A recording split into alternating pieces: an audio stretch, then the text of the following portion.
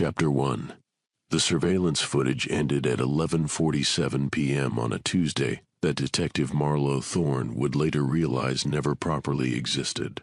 The missing person, Elena Vasquez, 34, insurance adjuster from Portland, walked through the brass-framed doors of the Cerulean Arms Hotel with a burgundy suitcase trailing behind her.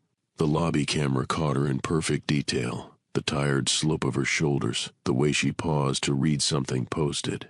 Near the concierge desk, the exact moment she approached the front counter where a figure in hotel uniform waited with practiced stillness.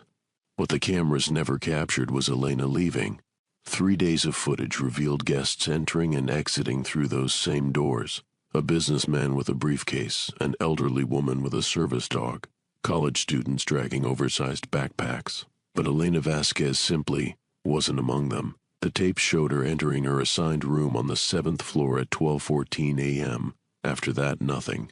Marlowe had worked missing persons for 8 years. She'd seen surveillance gaps before. Corrupted files, camera malfunctions, blind spots exploited by people who knew how to disappear. But the Cerulean Arms had 43 cameras covering every public space, every elevator, every exit. The footage was pristine, uninterrupted, and completely impossible. The hotel's guest registry added another layer of wrongness that made Marlowe's skin crawl in ways she couldn't articulate. Elena's signature appeared in the leather-bound book exactly as expected, her careful cursive spelling out her name, her Portland address, her check-in date. But 3 pages earlier, the same handwriting appeared again. Different name this time, Miranda Koss, Chicago, IL. Same distinctive loop in the G, same pressure on the downstrokes. Going back further, Marlowe found more matches. The handwriting that signed as Elena Vasquez had been checking into the Cerulean Arms for decades, using different names, different cities, but always the same careful script. 1987, Catherine Wells. 1993, Janet Morrison. 2001, Rebecca Thorne. The last entry made Marlowe drop the registry onto the mahogany counter with a sound like breaking bones. Rebecca Thorne was her own name. Her maiden name before she'd married David, before the divorce, before she'd gone back to using Marlowe professionally. But the signature in faded blue ink wasn't hers. It was Elena's handwriting, Elena's careful loops and precise crosses, spelling out a name that belonged to Marlowe's past. The hotel clerk, a pale man whose name tag read concierge without offering an actual name, watched her with eyes like still water. He'd been helpful during the initial interview, providing room records and staff schedules with efficient cooperation.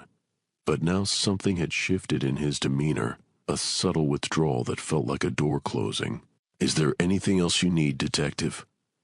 His voice carried the practiced neutrality of someone who'd answered the same questions many times before. Marlowe wanted to ask about the handwriting, about the impossible timeline of signatures stretching back 40 years, about why Elena Vasquez had signed her maiden name in a guest book 3 months before disappearing. Instead, she found herself studying a small placard mounted near the registry. Hotel policies printed in elegant script on cream-colored cardstock. Most of the rules were standard: checkout times, noise policies, smoking restrictions, but one line, printed in smaller text at the bottom, made Marlowe's chest tighten with inexplicable dread. Guests are advised that interaction with front desk staff should conclude upon receipt of room keys. She looked up to find the clerk watching her read.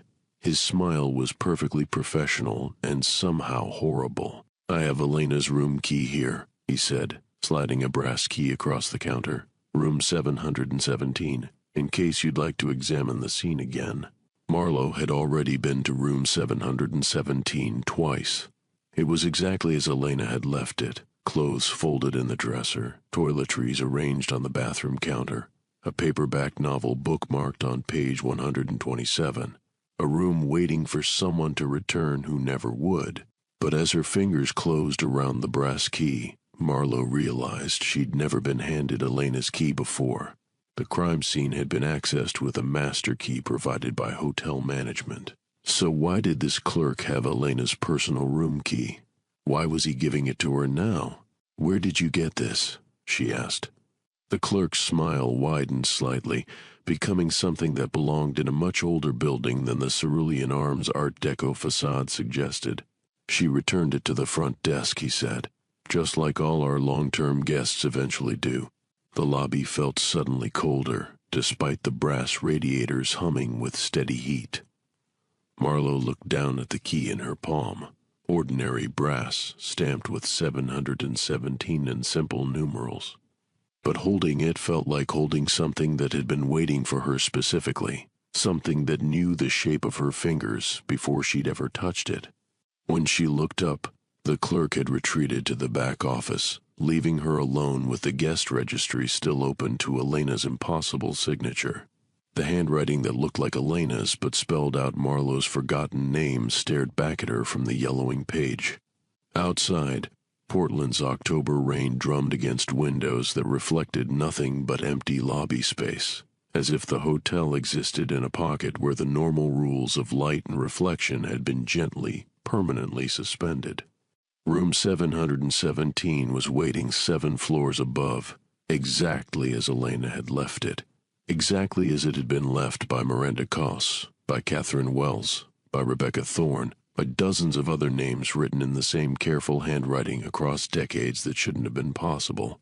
Marlowe slipped the brass key into her jacket pocket and walked toward the elevator, trying not to think about how perfectly it fit her hand, or why she'd instinctively known which pocket to put it in, as if she'd carried this exact key many times before. The elevator doors opened before she pressed the call button.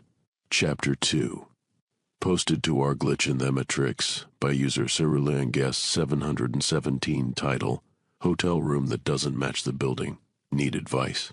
Posted 3 hours ago. Okay, this is going to sound insane, but I need to write this down somewhere because I'm starting to question my own sanity. I'm staying at this hotel called the Cerulean Arms for work, insurance investigation, long story. And things here are wrong.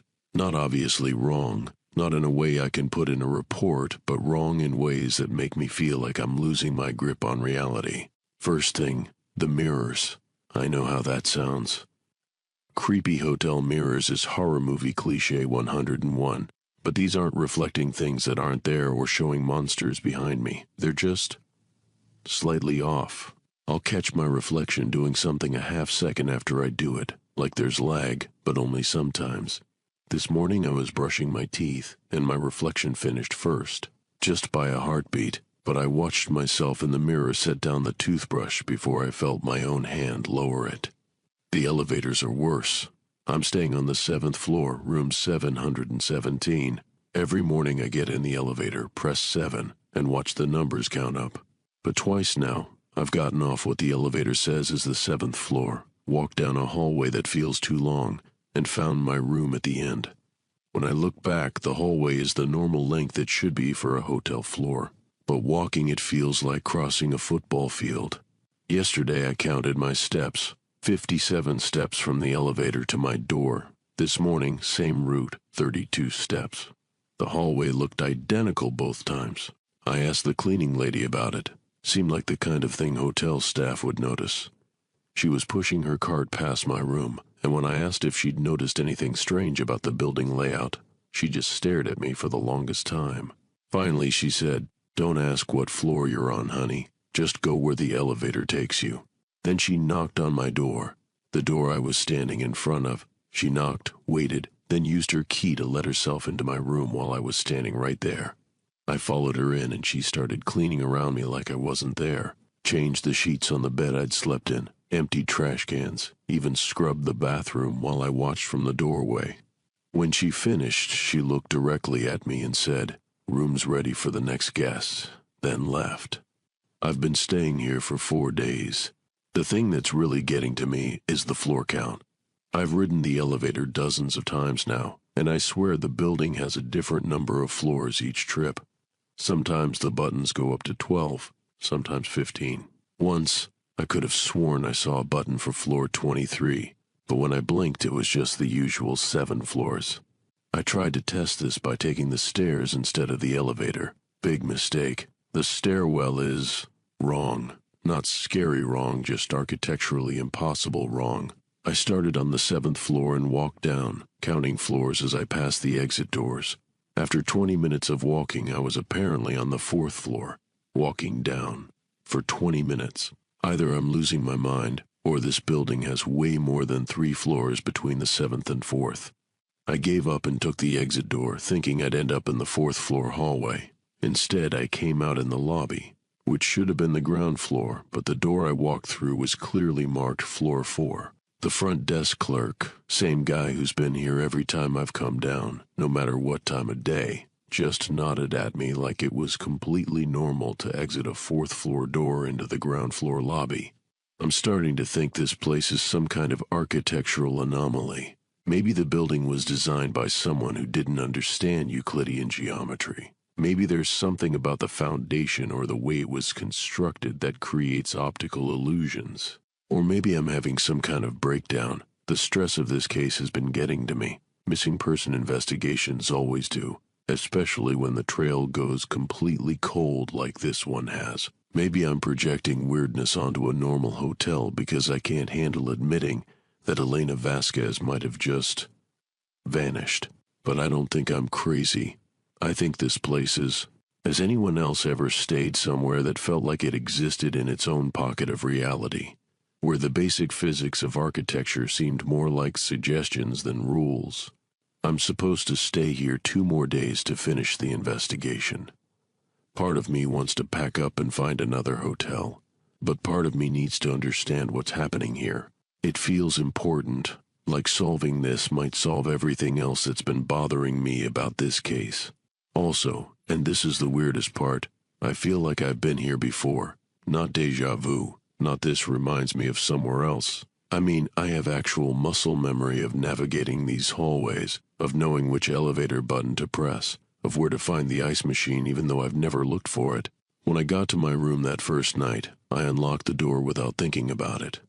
My key went right into the lock, turned perfectly, like my hand knew exactly how much pressure to apply and which direction to turn it. But I've never stayed at the Cerulean Arms before. I checked my records, my credit card statements, my travel history. This is definitely my first time here. So why do I feel like I'm coming home? Update 2 hours ago, just went down to the lobby to ask about checkout procedures for when I leave Thursday. The clerk looked at me with this strange expression and said, "But you haven't checked in yet." I showed him my room key, my receipt, my reservation confirmation. He insisted none of those things were in his system. Said the next Detective Thorne wasn't scheduled to arrive until Thursday evening. The next Detective Thorne. I don't know what that means, but it made my hands shake so badly I could barely hold my phone to type this. If anyone has any idea what's going on, please help. I don't think I'm supposed to leave this place. I don't think anyone is. Edit. I just realized I've been typing this on my laptop in my hotel room for 3 hours. But when I look at the timestamp, it says I posted it 3 hours ago, before I started writing it. I need to get out of here. Edit 2. I can't get out of here. Chapter 3. Audio log device, personal recorder file, Cerulean_arms_001.wave, duration 423. Quality corrupted, static interference throughout. Static, crackling. Testing. Marlowe Thorne, October. Static, day 7 of investigation, or maybe day 4. Time feels, audio cuts out. 3 seconds of dead air. Okay, it's working again. Something's wrong with electronics in this place. My phone keeps showing different times, my laptop clock is running backwards, and now this recorder is acting up. Sound of papers rustling. I found something in Elena's room, under the bed, tucked between the mattress and box spring, a manila envelope with documents I know weren't there during my first search. Hotel service records, meal delivery logs, maintenance requests, all in Elena's handwriting, but dated from before she checked in. Static pulse. October 15th. Breakfast delivered to 717. Guest did not order. Standard protocol applied. October 16th. Guest reported food delivery at 3 a.m. No record of kitchen activity. Meal consisted of items not available on hotel menu. October 17th. Warning. Guest consumed unordered breakfast. Refer to management protocols. Do not eat the breakfast if IT arrives before you wake. Paper crumpling. That last one is written in different ink, darker, like someone added it later. But it's still Elena's handwriting. How do you write a warning to yourself about something that hasn't happened yet? Footsteps. Door opening. I'm in the hallway now, the one that changes length. I'm going to walk to the elevator and count my steps, time myself, try to figure out what's... Audio becomes distorted, voices overlapping. Voice 1 sounds like Marlowe, 34, 35, 36. Voice 2 also sounds like Marlowe, but I already walked this hallway. Voice 3 distorted, she's been here before, she's always been here. Sharp electronic squeal, then silence for 47 seconds. Recording resumes, very quiet. I don't remember walking back to my room. I was in the hallway counting steps, and then I was sitting on my bed with the recorder in my hands. The counter says I've been recording for 4 minutes, but I only remember maybe 30 seconds. Sound of paper being unfolded. There's a note on my nightstand, my handwriting, but I didn't write it. The breakfast arrives at 4:17 a.m. It's always the same. 2 eggs over easy, wheat toast, orange juice, black coffee. You'll be hungry when you wake up at 4:15. You'll think you ordered room service the night before and forgot. Don't eat it. Don't even smell it. The smell is the hook. Pause. Heavy breathing. I looked at my phone. It's 4:14 a.m. Sound of knocking. Rhythmic. Deliberate. That's room service. I can smell eggs cooking. Butter. Fresh toast. More knocking. I'm so hungry. I can't remember the last time I ate. When did I last eat? Yesterday? The day before? Door creaking open. Room service for Detective Thorne. Static overwhelms audio. End of file. Handwritten note, found slipped under door 717, written in blue ink on Cerulean Arms letterhead. Detective Thorne, you ate the breakfast, didn't you? It's okay. We all do, the first time. The eggs taste like childhood mornings, and the coffee is exactly the temperature you prefer, even though you never told anyone how you like it. You probably don't remember eating it. That's normal too. The food here exists in the spaces between seconds, in the pause between hungry and satisfied. You ate it before you woke up, which is why waking up feels like interrupting something important. I've been leaving you notes to find, breadcrumbs to help you understand what's happening. By the time you read this, you'll have found most of them. The one in Elena's room about the food deliveries. The one in your jacket pocket about the elevator patterns. Check your left pocket. It's been there since you arrived. The one tucked inside your badge wallet about the mirrors. You think you're investigating Elena's disappearance, but you're investigating your own. Elena Vasquez was the name you were using when you checked in this time. Detective Marlowe Thorne is the name you're using now. Tomorrow you'll be someone else, and you'll start the investigation over again. The hotel doesn't trap people. It spreads them, takes one person and stretches them across time, creates copies, variations, echoes. You're not the first Detective Thorne to stay in room 717. You won't be the last. Check the guest registry again.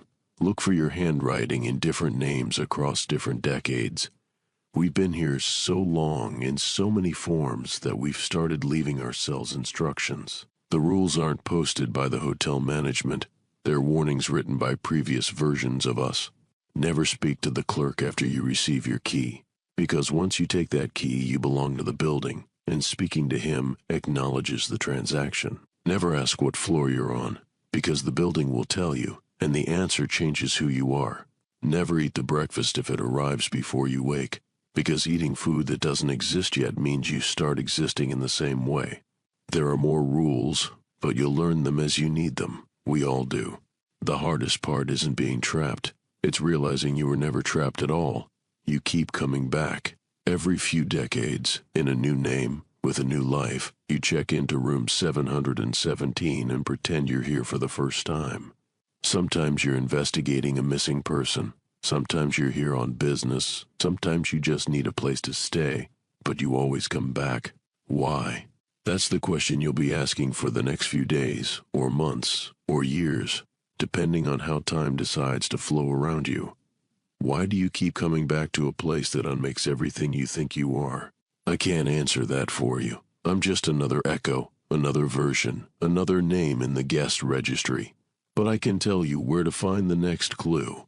Take the stairs after midnight. I know the rule says not to, but rules are just suggestions written by people who are afraid to find out what happens next. Go down. Keep going down even when the stairwell starts going up. The building will try to confuse you, but you've walked these stairs before in other names, other lives. At the bottom, you'll find a door marked storage.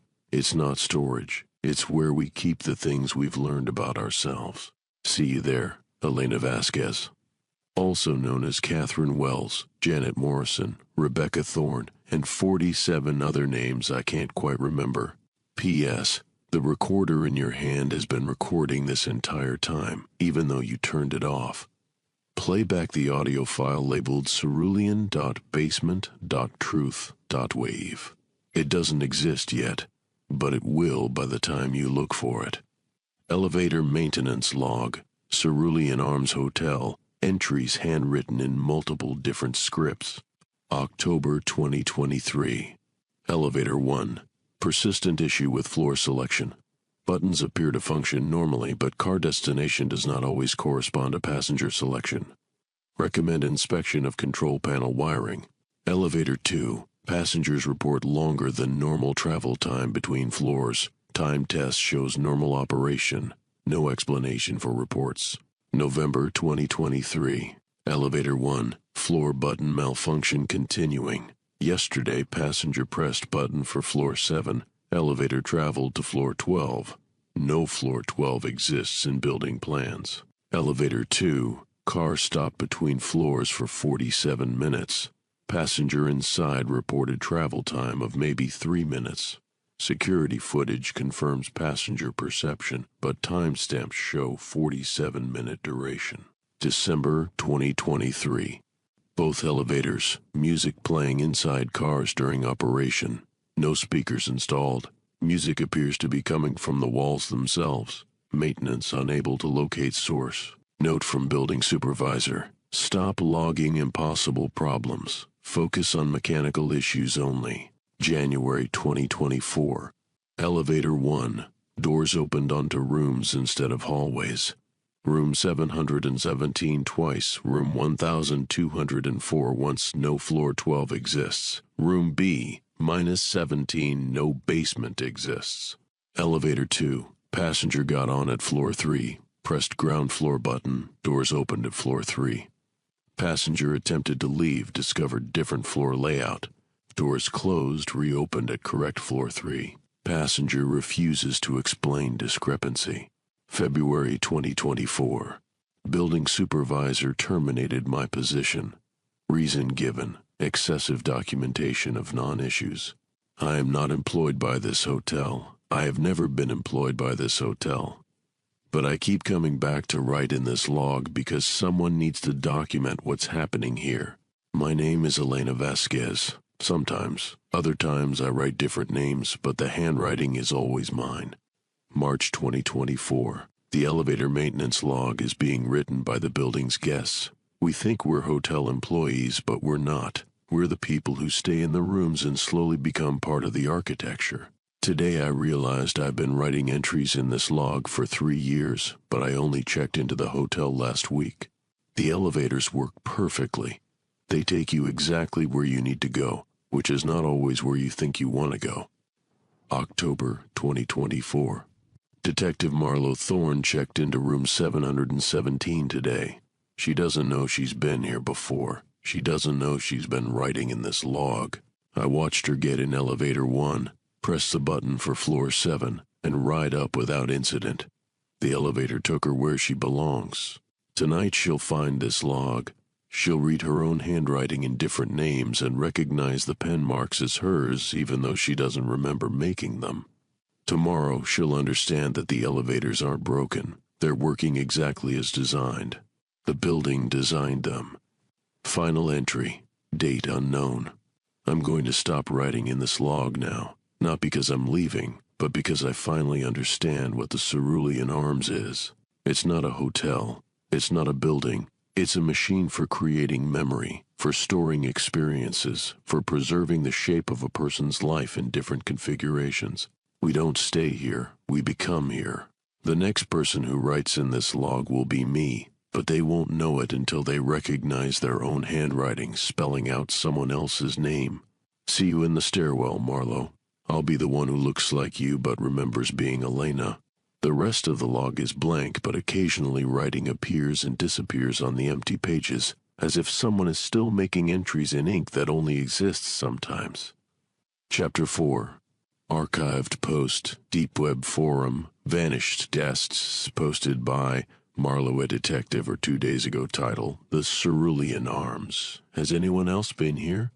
I found this forum through a link in a USB drive that was sitting on my desk. I don't remember putting it there, but the link was bookmarked as others like you in a browser I've never used.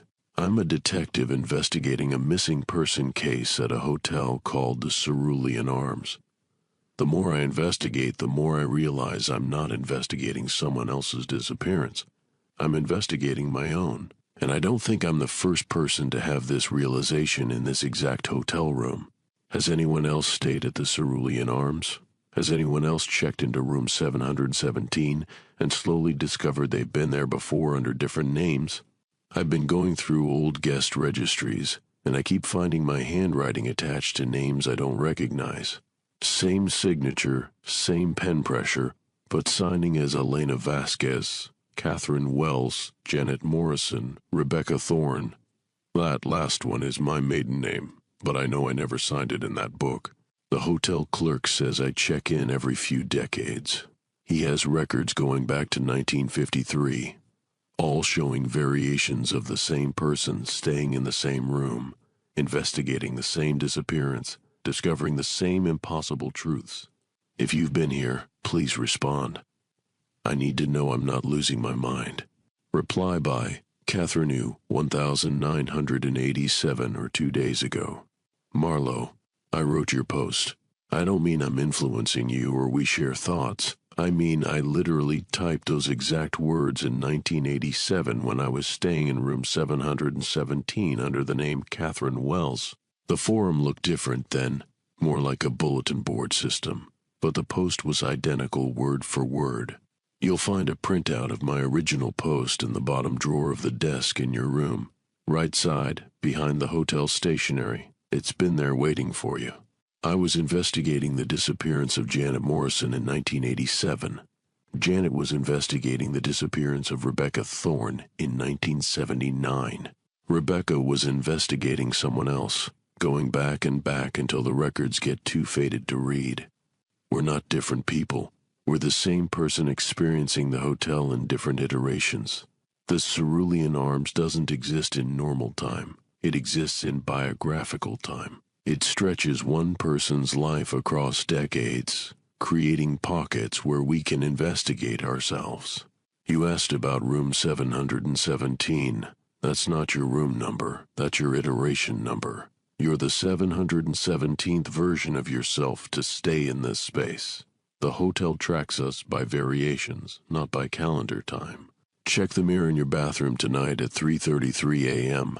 Look for the version of yourself who's been there the longest. She'll show you where the real guest registry is kept.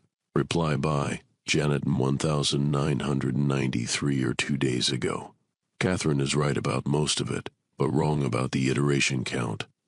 717 isn't our version number. It's the number of times we've remembered who we really are. Most days, we never figure it out.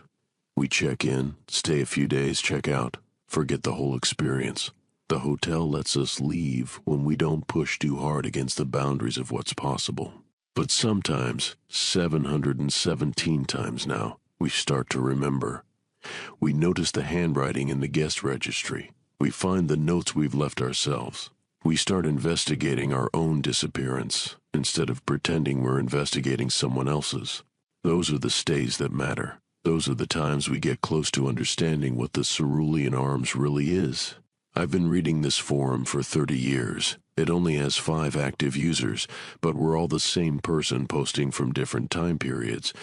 The forum exists in the spaces between seconds where all our iterations can communicate simultaneously.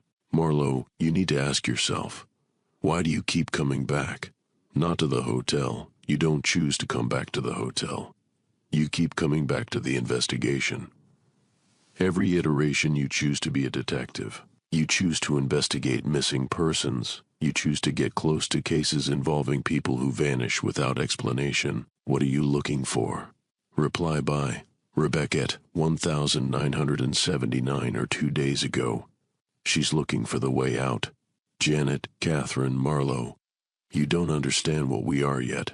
We're not trapped in the hotel. We're trapped in the search. We became a detective because someone disappeared, and we've been chasing that original case through every iteration since. The first disappearance wasn't Elena Vasquez or any of the names in the guest registry. The first disappearance was us. We vanished from our own life so completely that we became a person whose job is finding vanished people. The Cerulean Arms is just where we go to remember this. It's the only place where all our iterations can exist simultaneously, where we can find evidence of our own non-existence. Room 717 isn't a hotel room. It's a memory palace. We built it to store the investigation of our own disappearance, and we keep returning to it every time we need to remember who we were before we became this person whose entire identity is searching for the missing. Marlowe, go to the basement. Take the stairs after midnight. Yes, I know the rules says not to, but the rules are just things we tell ourselves to avoid finding the truth. In the basement, you'll find the original case file. Our case file. The person we were before we became Detective Marlowe Thorne, before we became Elena Vasquez, before we became any of the names we used to stay hidden from ourselves. Reply by Elenoff 2024 or 1 day ago. I'm in the basement now. The case file is here, exactly where Rebecca said it would be. Police report from 1962. Missing person named data corrupted. Text unreadable. The photograph is water damaged, but I can see enough to recognize the face. It's my face, but younger. Before I learned how to investigate disappearances, before I became the kind of person who could track someone who doesn't want to be found. The report says the missing person was last seen entering a hotel. No name given for the hotel, but there's an address. I looked it up. It's the Cerulean Arms. We've been investigating our own disappearance for over 60 years. Every few years, we solve it. We remember who we were before we vanished, and then we forget again, because remembering who we were means accepting that we chose to disappear. Why did we choose to disappear?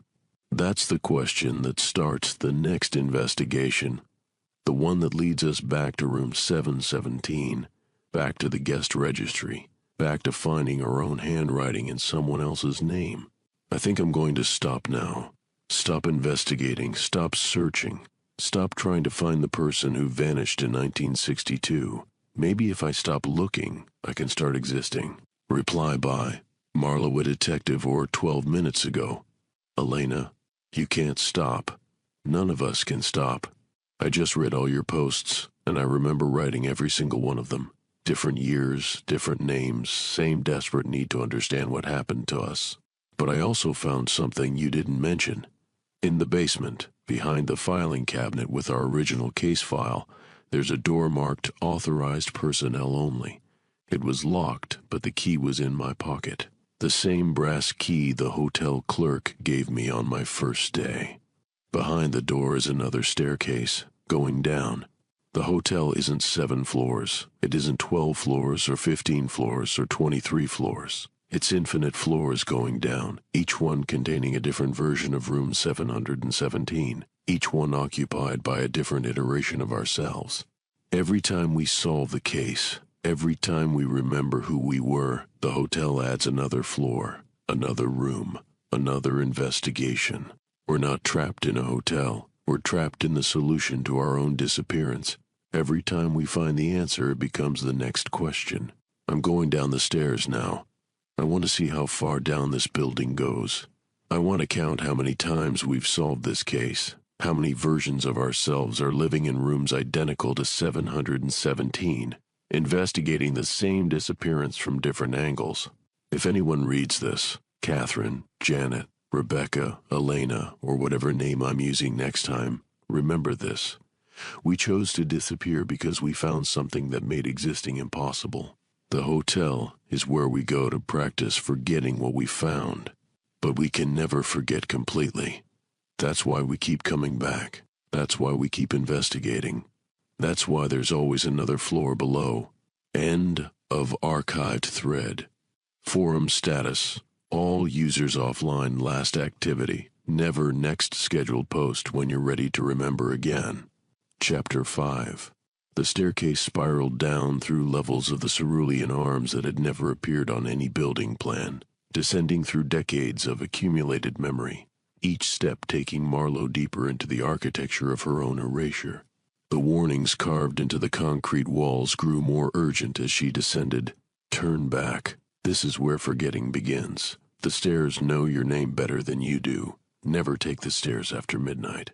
But it was 3:17 a.m., and Marlowe had already broken every rule written by previous versions of herself. The brass key from room 717 grew warm in her pocket, as if responding to proximity to something it was designed to unlock. Floor after floor fell away behind her. Occasionally she passed landings with doors that stood slightly ajar, revealing glimpses of rooms identical to 717. Same furniture, same layout, same view of windows that reflected nothing but empty space. In some rooms she caught sight of figures at desks, bent over case files, investigating disappearances with the methodical patience of people who had been searching for the same answer for decades. All of them had her face. In room 717A, she saw herself as Elena Vasquez, insurance investigator, carefully photographing evidence that would never make sense in any normal investigation. In room 717B, herself as Catherine Wells, private detective, spreading a collection of hotel keycards across the bed like tarot cards, each one stamped with 717 but made of different metals from different eras. In room 717C, herself as Janet Morrison, crime journalist, typing the same forum post Marlowe had. Discovered upstairs, her fingers moving with the mechanical precision of someone who had typed these exact words hundreds of times before. The staircase continued down.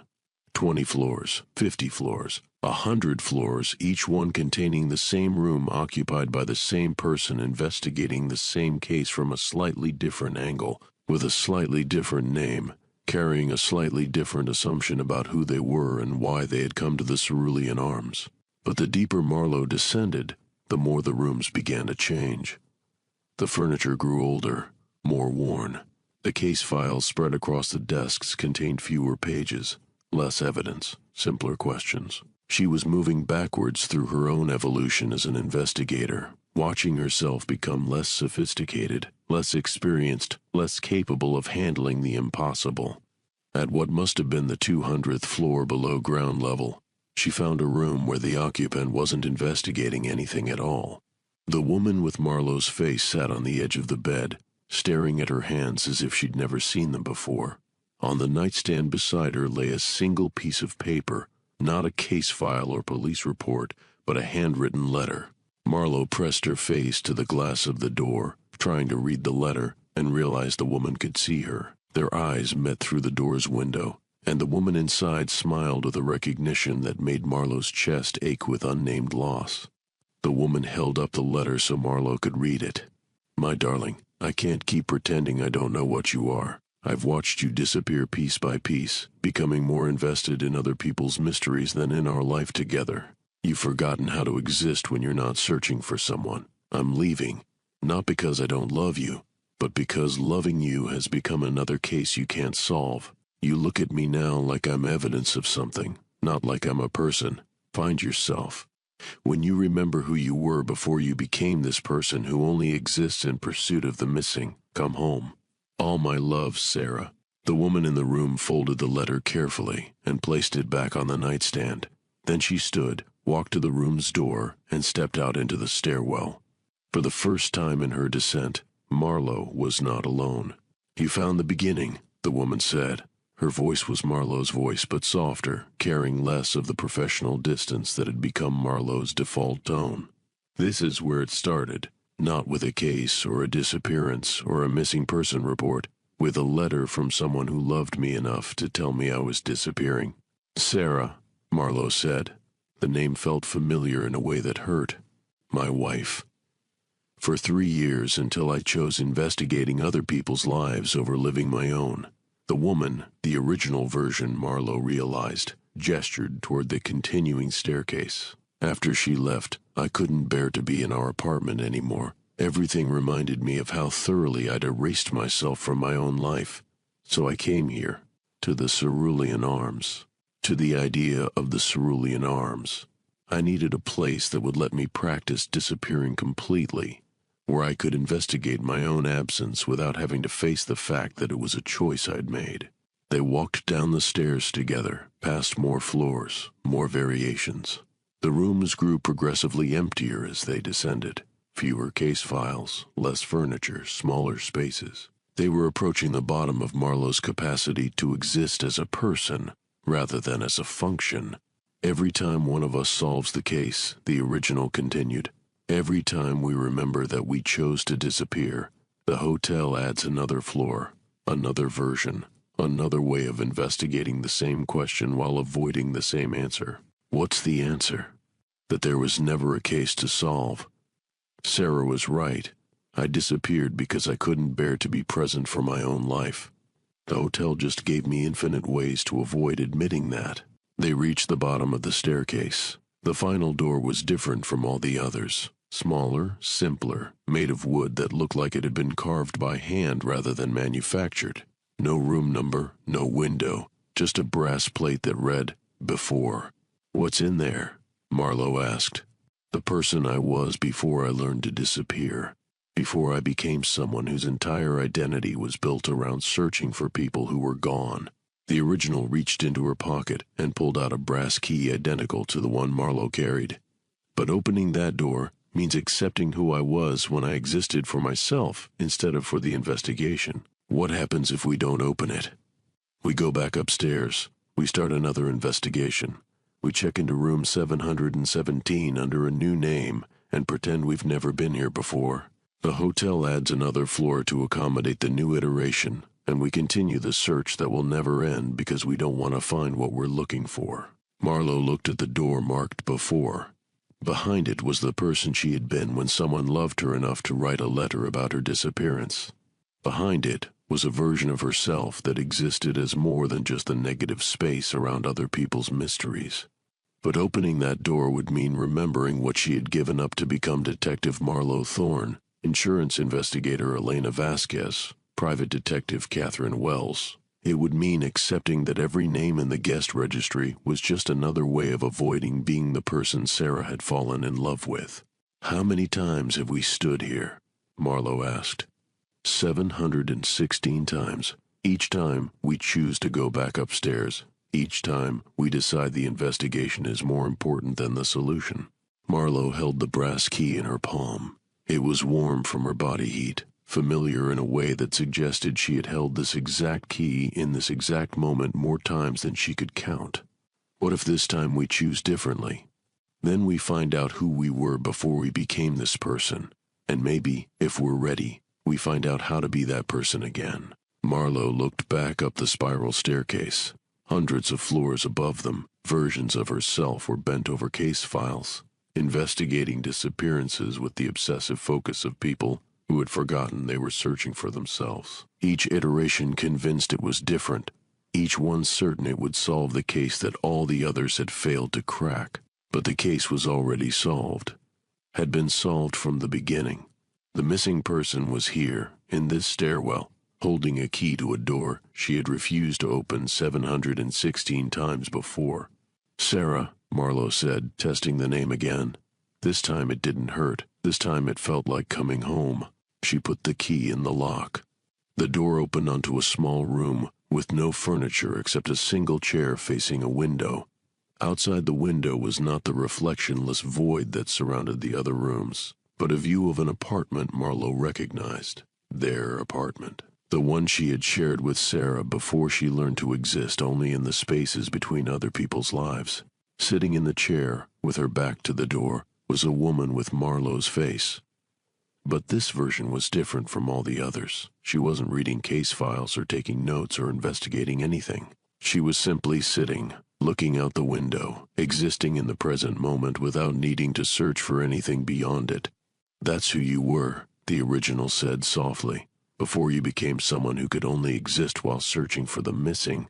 Marlowe stepped into the room. As she crossed the threshold, she felt something fundamental shift, not in the space around her but in the basic structure of who she was. The compulsive need to investigate, to search, to find the missing person who would complete the case, began to drain away like water from a broken vessel.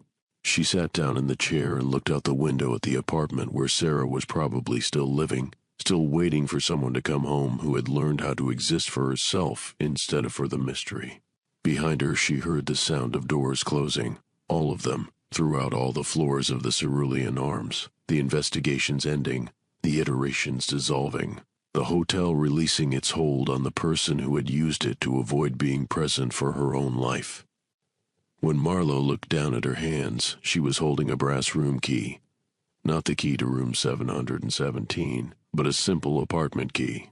The kind used to unlock doors that led to homes instead of hotels, to lives that were lived instead of investigated. She had been holding it the entire time.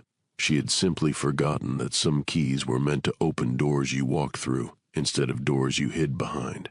The Cerulean Arms grew quiet around her, its infinite floors collapsing back into the single story of a person who had finally stopped running from her own existence. Outside the window, the apartment waited, not as evidence in a case, but as the place where someone who loved her had left a light on for her return. Marlowe stood up from the chair, walked to the door, and stepped out of the hotel that had never been a hotel, back into the life she had spent 70 years learning how to leave behind. The brass key fit perfectly in the lock of her own front door. Inside, Sarah was waiting. Final note, found in room 717 of the Cerulean Arms Hotel, which now stands empty except for a single piece of paper left on the desk. The room itself appears to have been unused for decades, though the paper shows no signs of age. If you are reading this, you are probably investigating someone's disappearance at this hotel. Before you begin, ask yourself, whose disappearance are you really trying to solve? The person you're looking for isn't missing. They're hiding from themselves in plain sight, using the search as a way to avoid being found. The Cerulean Arms only exists for people who have forgotten how to exist for themselves. If you remember who you were before you became someone whose identity was built around searching for others, you won't need to stay here. But if you have forgotten, if you have become so invested in other people's mysteries that you have become a mystery to yourself, then welcome to room 717. The investigation begins whenever you're ready to remember that the missing person has always been you. The key is in your pocket. It always has been. Use it to go home. The paper is signed with a single name, Marlowe. Below it, someone has added in different handwriting, finally found.